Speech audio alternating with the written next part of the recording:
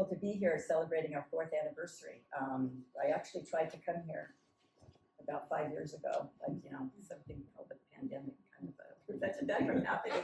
And some of you were invited to that event because we actually invited people to it at the moment, and we were going to have it, and then suddenly we had to cancel some flights, and here we are today. But it's so exciting to be here to talk about all the things that have been happening and share with you the critical work that Open Medicine Foundation, which we call OMF, has done, and how much OMF Australia and all of our directors and centers that we work together have really changed the hope and the research all across the world. We've really ignited other research that other researchers do because of what we're doing. They've kind of taken our lead in doing that as well, and so there's a lot of research happening now in ME, CFS and Long COVID, and we hope that we have some breakthroughs coming soon. My philosophy has always been that together we can make a difference and bring hope to all, and so I'm excited to embark on this journey with you all today. As Bill eloquently highlighted, the challenges that we face are really immense, but so is our passion. And so we're going to keep going because we have to get people better as soon as possible.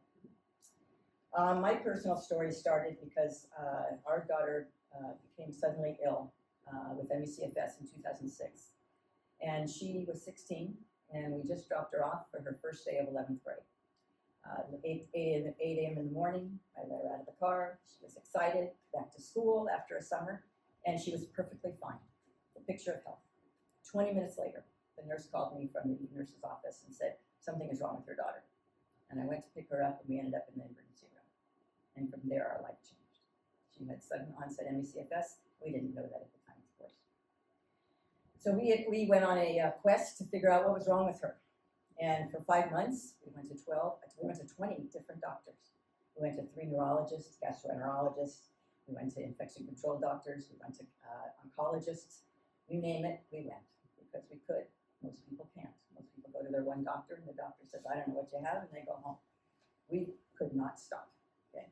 My background is laboratory medicine. I did every pathology laboratory there was. Nothing was abnormal. Nothing, and she could not get out of bed. She couldn't even lift her head. She couldn't even go to the bathroom by herself without fainting. The simplest of tasks, even like walking and sitting up, she couldn't do. So thankfully, after 5 months of us thinking that she was dying of a misdiagnosed brain tumor, we went to UCLA Pediatric Rheumatology, and they said, we now know what she has. It's a diagnosis of exclusion. She has myalgic encephalomyelitis, which was called at the time chronic fatigue syndrome. Now it's called ME/CFS for short. However, there's nothing that we can do for her except pain management. There's no treatments. There's not even a good way to diagnose it, but this is what she has. So we tried pain management. We did absolutely nothing. She was in severe pain. She was severe. She was in bed. She couldn't get out. She couldn't sleep. She literally didn't sleep for 3 months. She was getting worse and worse. So living that again, when I talk about it, it's always hard. This deeply personal experience became a catalyst for creating Open Medicine Foundation when I found out that millions of other people around the world had the same symptoms, the same disease. Most aren't diagnosed, so they don't even know they have it. Our CDC says that 90% of people aren't even diagnosed yet. But there are that many people that have these diseases, and now, sadly, with COVID, it now is over 200 million people in the world that have these diseases.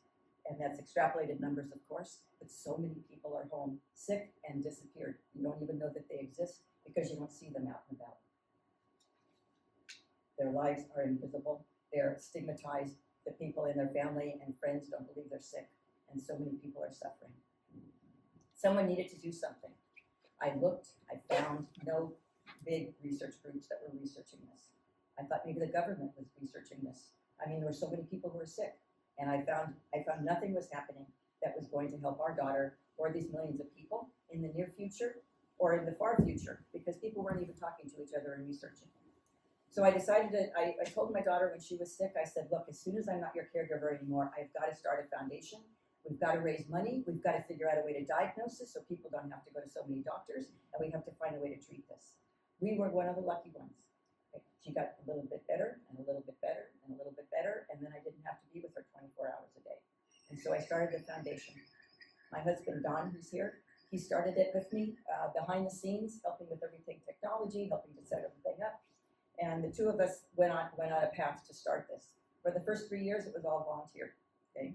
Then I was able to raise enough money, and we started hiring people. We started raising money, and we started funding research. Now it's our 13th year, and we've raised in US dollars over $55 million, and we have funded over 67 different projects. Our mission is to drive open, transformative research that leads to accurate diagnosis, effective treatments, and ultimately a cure, and hopefully a prevention someday. So several defining elements set OMF apart. OMF is distinguished by an international collaborative network, which is essential to accelerate transformative results, essential to increase funding opportunities, and actually required for a lot of grant applications. Our commitment includes patient-centric initiatives and rigorous governance and accountability of all the projects that we take on ourselves and all the projects that we fund with our center directors. Our governance mandates real-time data sharing, which accelerates understanding and eliminates redundancy and ensures responsible management of funding. Each of our 6 global collaborative research centers serves as a hub, coordinating a network of research projects and teams. We have centers at prestigious institutions, at Stanford University, at Harvard Medical School, at University of Montreal, University of Uppsala in Sweden, and of course, University of Melbourne. And we also have a medical education center because we have to train doctors to be able to diagnose this. So we've partnered with the Bateman Horne Center, which is in Salt Lake City, Utah. To date, our centers have inspired and collaborated with many researchers, setting a global model for others to emulate. The OMF network is expansive and comprising of 200 scientists and clinicians worldwide and growing all the time. It's guided by our 21-member scientific advisory board, which includes a Nobel laureate and several members of the National Academy of Sciences. We have 3 formal entities. OMF is based in the US, OMF Canada, which we established in 2018, and OMF Australia, which we established over 4 years ago. We have a foundation governing board in each entity, and you met today, ensuring high quality governance and oversight. Our boards and staff members include patients and parents of patients and allies. We are dedicated to using our limited resources in a responsible and effective and transparent manner. We regularly update our donors on the progress of our projects, sharing the tangible impact of the contributions. We believe that every donor is a partner in our mission, and we thank those of you that are in the room today so much for letting us do what we're doing, and we're grateful for the trust and support that you've given us. Many of you have had the pleasure of meeting some of our OMF board members and our remarkable managing director, Rebecca Morse, of which we are grateful every day for their commitment and dedication, and frankly, we could not do anything without them. Now let's talk about the people at the heart of everything we do, the people affected by these conditions. One challenge that researchers have in finding enough participants. So as we talk to researchers, as we met in conferences and talking all over the world, the hardest part was then finding participants to be part of their research. And our purpose is to accelerate research for answers, however and whoever is doing it. So we created and started a OMF Study Me participant registry. And the purpose of this is to have the people who want to participate, patients and their healthy allies who want to participate in research, and connect them to researchers who need participants. So that way, it accelerates recruitment and it accelerates research. And you can see we now have over 12,000 people who've already signed up to participate. And we have been able to help recruit over 13 different universities so far. So we've already been able to accelerate research on a big scale. As you can see, we left some cards on your seat. Study Me empowers individuals with ME, CFS and Long COVID to participate in research. We have people signed up from over 61 different countries and growing. Another challenge that we've sought is to address the lack of medical knowledge about these conditions and the cruel stigmatization of those who suffer from them. To combat this, we developed a partnership, as I said, with the Bateman Horne Center in Salt Lake City, Utah, and we call it MERC, OMF Medical Education Resource Center. Bateman Horne is renowned for its comprehensive care and their leadership in developing training for healthcare professionals.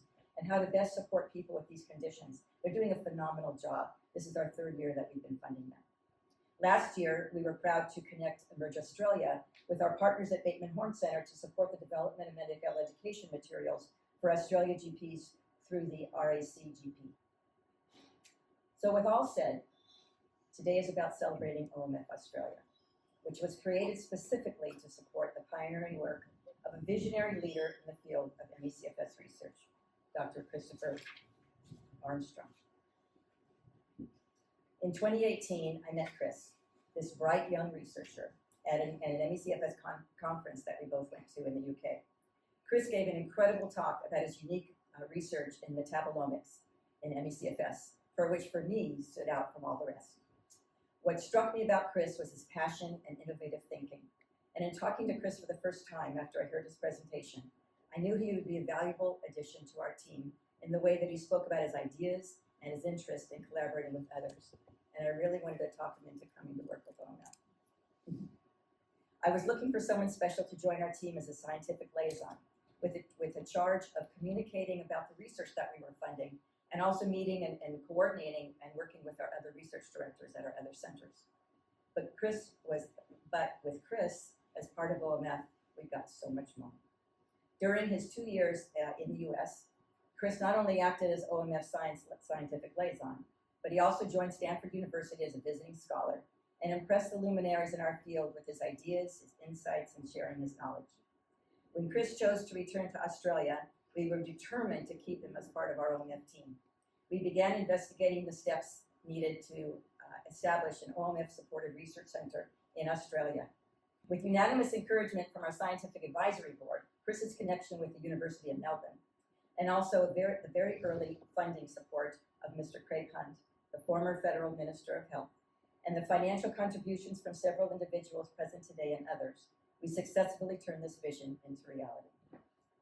Founded at the end of 2020, at a very interesting time to start something. The Melbourne ME/CFS Collaboration, led by Chris, is a research hub for ME/CFS, Long COVID, and related conditions. Initially focused on metabolic studies, it now emphasizes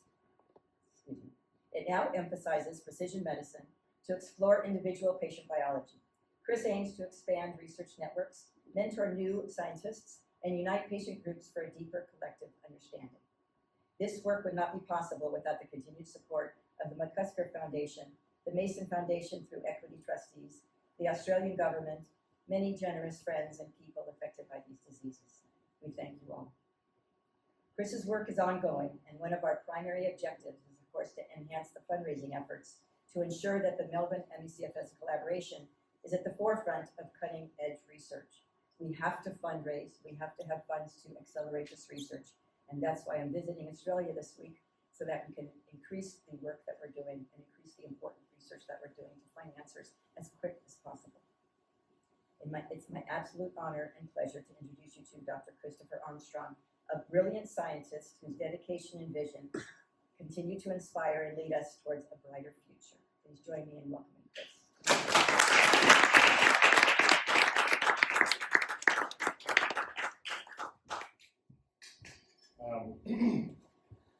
Well, I need to thank you, but that was one of the best introductions I've ever received, probably will ever receive in my life. Thank you so much, Linda.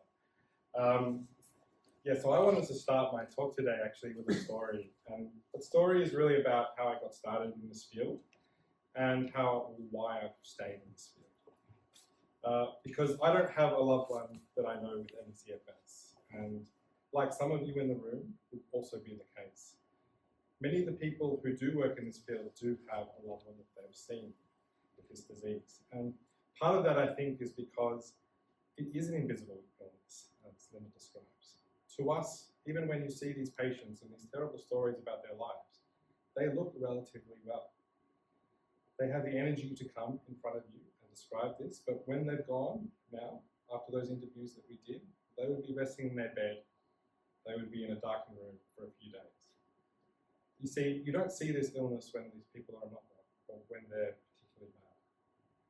You only see it when these people can see you. And so I think my understanding of what this illness was very little when I came into this area. In fact, the reason I started into ME/CFS in the first place was because I wanted to learn metabolomics. Even in undergraduate at the University of Melbourne, I could tell that metabolomics is going to be an important tool for precision medicine and personalised medicine in the future. And I really wanted to learn this tool. It just so happened that the first project that I could get my head around metabolomics happened to be to apply it to ME/CFS patients. Now, growing up, I'd known a couple of people to get glandular fever. I knew that they went on to get chronic fatigue syndrome, but I didn't really know what that truly meant. It wasn't until I actually started doing my PhD project and meeting patients and their families that I truly knew what this disease was about. Talking to them about the struggles that they went to, this unrelenting exhaustion, the pain, the myriad of symptoms that they couldn't count and new ones popping up all the time, comorbidities that they would deal with, and the isolation. They would ask me, even as a PhD student, if I knew any more information that could provide answers for them, whether I knew of any cutting-edge research that they could utilize to help treat their daughter or perhaps husband.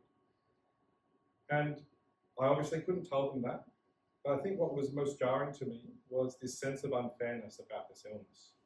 Because these people just weren't fighting this disease with very little resources. They were fighting for belief within the health system and within society itself. Belief of the fact that their disease was real. In my research early on, I was discovering all sorts of physiological evidence, even in the literature, about ME/CFS, and I was creating my own data that I could see of ME/CFS being a true biological disease. Yet even when I went to clinicians myself and talked about this condition, I would get some dismissive answers. I would get people describing this that it didn't even exist in the first place or it wasn't a real condition. And yet this was affecting millions of people worldwide, something in their heads, I guess. And so that really struck me and was quite disturbing, that separation between science and perception in the healthcare system at the time. And what really fueled me to want to keep working in this space, and what continues to fuel me now, is to prove people wrong about this illness. This illness has been described as the greatest medical scandal of the 21st century by journalist George Monbiot of The Guardian. And to be honest, in my experience, that's correct. That's been my experience with this illness and the way that it's been treated over the years. Now, when I finished my PhD, I obviously found out about Open Medicine Foundation. Well, towards the end of my PhD, I found about Open Medicine Foundation. This was this new foundation in the US who was putting together researchers and clinicians in this space. I read their mission and it really resonated with me. It was about open collaboration, people having open conversations in research to improve or speed up the process of finding answers for patients. I think in my own experience with working with Open Medicine Foundation, I've seen this firsthand. You have meetings where we talk about things that we've done, things that haven't worked before publication. And the publication process can take 6 months to 12 months in science. So getting that lead time to know this isn't worth following up, or this is an area of extreme interest, maybe we should dive in there more, has been very beneficial. And we've had projects open up overnight, as well as projects change overnight because of these conversations. We think this model that Open Medicine Foundation provides is something that probably should be adopted more readily across all research areas, especially ones who are treated like ME/CFS, conditions that don't have a lot of funding and support globally. So at the end of my PhD, I went to the US and I did, as Linda described, join to work with Open Medicine Foundation and continue my research at Stanford University under Professor Ron Davis. Now, Ron Davis's lab is world-renowned. They actually developed most of the genomic technology that's used today in genomics, and they were fueling the Human Genome Project, and that's what they were known for. Now, they changed tack completely to start working on ME/CFS research because Ron's son was very unwell with ME/CFS. In fact, he was the boy in the previous picture to this one. I learned a lot of lessons here at Stanford University, and I developed a lot of ideas. And as Linda said, I wanted to come back to Australia. This was during the pandemic. And we thought, well, why not? Why couldn't we extend this to create a Melbourne ME CFS collaboration as a hub with the others already there? And so in 2021, or end of 2020, I went through quarantine and all, and I managed to come back to Australia in Melbourne, and we were able to set up the Melbourne ME CFS collaboration. This obviously did happen during the COVID pandemic, and at that time, long COVID was starting to become a big area of research. So we have expanded into that space as well. I just wanted to take some moment as well to talk about some of the important partners or the important alliances that we needed for that part of this. We needed alignment at multiple levels. It wasn't just enough, I think, to keep me engaged with Open Medicine Foundation. This was really about finding alignment so that we knew that this hub was going to survive long term. It wasn't going to be something that was just going to be founded and then maybe not be supported. And we found that at the University of Melbourne. The Faculty of Medicine, Dentistry and Health Sciences have an impact mission to cure chronic diseases, and that's been spearheaded by the Faculty Dean, Dr. Jane McGunn. And I think we've definitely felt that Melbourne University or University of Melbourne have really welcomed us and been supportive of the type of research that we're doing. We've also had a lot of work to do and a lot of help from Melbourne Philanthropy and also the communication teams at Melbourne. So we're very appreciative of them. We have Ben Watts and Michelle Kelso representing those teams here today as well. But I also want to talk about the Australian government as well. They've initiated this Medical Research Future Fund, which is about putting dollars or new research money into patient care and improving or translating research. And that's really the business that we're in. We're in the business of trying to take work that we've seen or things that we've seen in the lab and taking it to the patients. That's our major goal. And so the Medical Research Future Fund has tranches of funding that they're pulling out and providing opportunities for us to go for grants long term, which has been a key area that we see future potential. And also, of course, the Mason Foundation. They supported my early days in this field, my PhD, early projects that I had in ME CFS. They've done a great job of supporting new researchers and projects in this field for a long time. And I think the only reason we have an ME CFS research community in the first place in Australia is probably because of Mason Foundation. So I've been very thankful for their support, and they've been supporting a few projects of ours as well. When we first initiated, we had a few main goals. These were probably listed under improving capacity, improving our collaborative network, and also finding more funding support.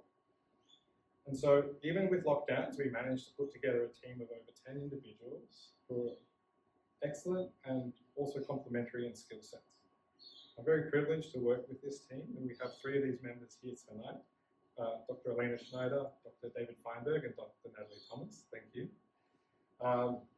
This team, I think, has been a lot of the core work that we've been doing in our group, and we have a lot more than that, of course, as well. And a key thing, I think, during the pandemic, there was a lot more Zoom, a lot more interaction across the world, and we did actually initiate a lot of projects worldwide.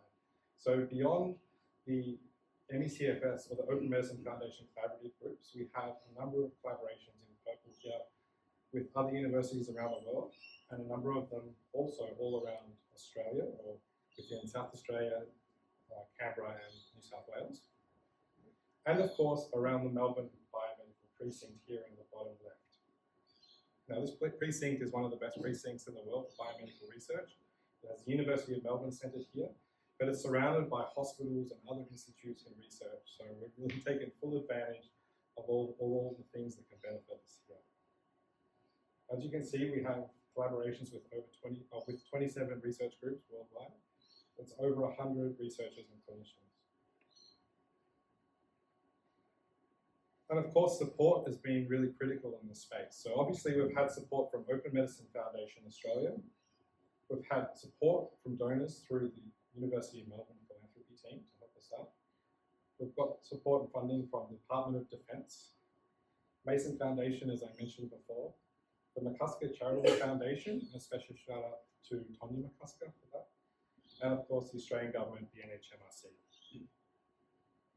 And so this diverse set of funding, I think, holds us in good stead for the moment. And I think knowing that there are so many different partners in areas where we can find research and apply for different funding really helps us feel confident about the research going forward.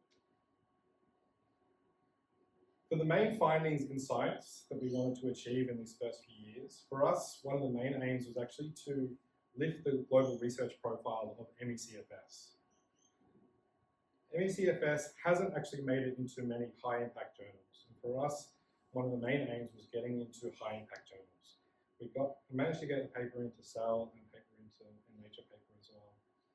It's about getting our foot in the door within these high-impact journals. And the reason for that is because they don't know how popular this type of research is. When you put your submission of papers into these journals, they're desk rejecting it. So what that means is the editor is looking at these publications and deciding whether they think this topic is going to be a fit or whether it's going to garner a lot of citations. And we have a very popular field. They just don't know this. So the ones that have actually got in there, we've had extremely high levels of like alt-metric scores, which are a new age score, I think, rather than just focusing on citations. So they can see how popular this is, and we've seen some benefits of this already. Another aspect has been building hypotheses. But working on all the collaborative research that we've had, we've got a lot of biofluids from all over the world, and we've been conducting assays, a lot of metabolomics in this space, and publishing papers in this area is one aspect. But a key part for us was trying to understand what we're dealing with and trying to build hypotheses as to why we think this condition is occurring. Overall, I'm going to share our general idea of the hypothesis for ME/CFS, and that's about energy inefficiency.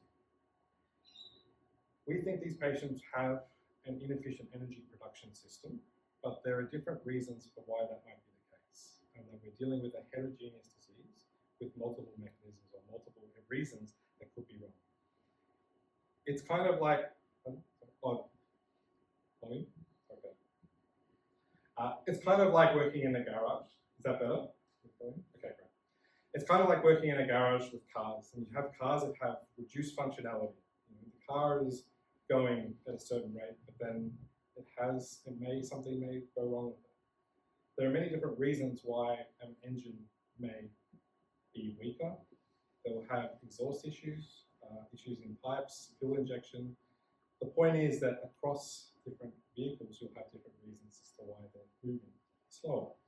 And we think the case is the same with ME/CFS. That's the simplest analogy I can provide you. We've also taken a foray into utilizing artificial intelligence to develop diagnostics. As you would have heard, there is no blood test for this disease, and this is really a key target for us.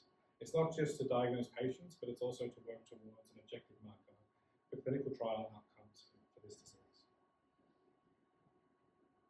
Because we don't know the mechanism of this illness, it's hard to find a biomarker directly or a blood test for it. So instead, we're turned to AI. We've looked at the utility of, rather than thinking, let's try and find a diagnosis of ME/CFS amongst all the different diseases out there, all the different ways you can have conditions, but we're trying to take the hard part out of the job of the GP. So instead of having to do a diagnosis that takes several years because they're trying to rule out lots of different conditions, we're developing a blood test to be able to differentiate those conditions with signatures utilizing artificial intelligence tools like machine learning. And this use of AI is what we really see as the future for ME/CFS research, not just for diagnosis as I've described, but also for treatments. This is the current process, as you can see in blue, that a patient will go through. So for ME/CFS patients, they go through a diagnosis process of 2 to 3 years. The GP will perform a number of different blood tests, as Linda described, in deciding if there are other poorly defined illnesses that may be contributing. This process is very expensive and time consuming, so we're trying to shorten this process down with this tool that we're trying to use for diagnosis. But even once diagnosed, you need to manage this condition. And the way that treatments are provided is to manage the symptoms. But it's a trial and error process. Not everyone responds the same way because at the end of the day, we do think this is a heterogeneous disease. And so what we're trying to use for AI is to work out ways we can get it to predict which treatments will help ME/CFS patients specifically.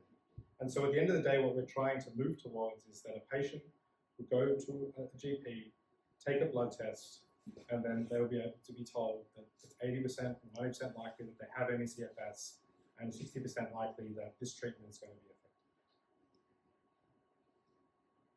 Of course, this is our overall vision, but part of that we have several research thrusts, 3 of them in fact. And the first one is to look for the root causes of ME/CFS and Long COVID.